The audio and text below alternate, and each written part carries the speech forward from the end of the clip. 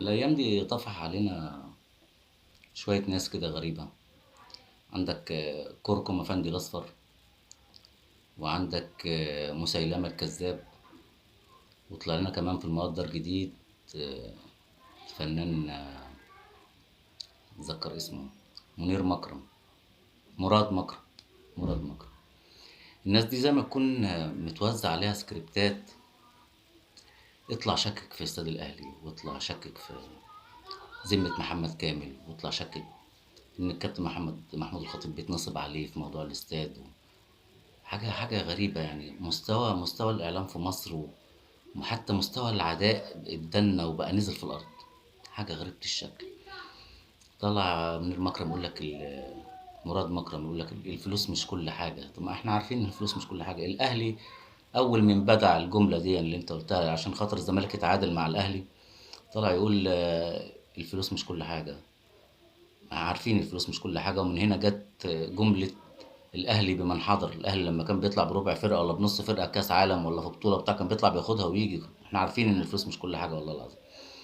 وطلعت لنا كمان في المقدر جديد ايه الإعلانات اللي طالعة على استاد الأهلي ومش الإعلانات دي لإيه يا باشا. خلينا احنا الإعلانات اللي بتجيب فلوس بتاعت حفر الأسماء وتخليد الأسماء على الاستاد.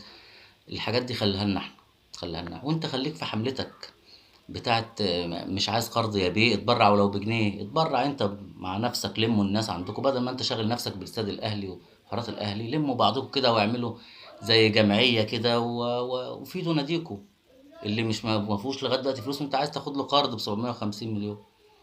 والكابتن كركم افندي الاصفر طلع يقول لك محمد كامل بينصب على الاهلي ومش هينصب على الاهلي، وبينصب على الكابتن محمود الخطيب وبيعمل. طب والكابتن مسيلمه الكذاب بيقول لك استاد الاهلي هل هو فعلا صحيح ولا مش صحيح ولا. يا باشا لموا بعضكم انتوا كده التلاتة، خدوا بعضكم تدوكوا في ايدين بعض وتشعبطوا في عربية سيد عبد الحفيظ، وروحوا سجلوا كده بودكاست او احضروا من بعيد كده البودكاست اللي بيتسجل جنب في الشيخ زايد جنب الاستاد، جنب انشاء الاستاد.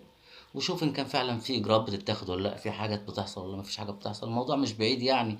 يعني الشيخ زايد اقرب لك، اقرب لك من التليفون اللي في ايدك اللي انت بتطلع تعمل فيه تصريحات وتعمل فيه عشان خاطر تلم فيه ريتش وحاجات من دي. روح مصور، على الاقل هيطلعوك بطل. جمهور الزمالك هيطلعوكوا ابطال، اقسم بالله هيطلعوكوا ابطال. هتطلع تصور وتقول يا جماعه بصوا استاد الاهلي ما بتعملش فيه حاجه. تاني يوم الصبح بقيت بطل بدل الكلام اللي على الفاضي.